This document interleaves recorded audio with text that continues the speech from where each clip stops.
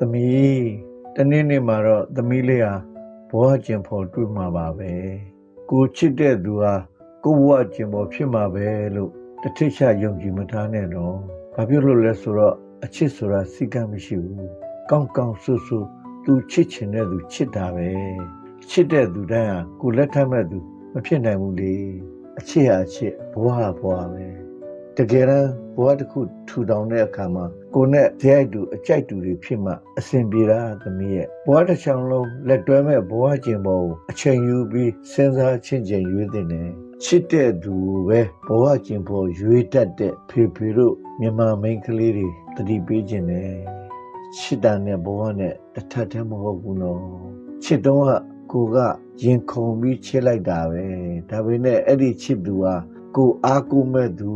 တနာကျင်နာကြည့်ဆိုင်တတ်တဲ့သူကိုဘက်သူဘက်မြတ်တအောင်စဉ်းစားတွေးခေါ်နိုင်တဲ့သူ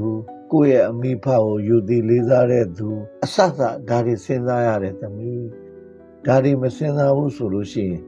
ယူပြီးရင်မမြဲဘူးကွဲတယ်အဲ့လိုကွဲတဲ့ခါကျတော့သားသမီးတွေရပြီးကမှဆိုရင်ကလေးတွေကိုတစားကန်လုပ်သူလိုရောက်တယ်ဒါကြောင့်သမီးချစ်တဲ့သူတိုင်းကိုလက်ထပ်ဖို့မစဉ်းစားသင့်ဘူး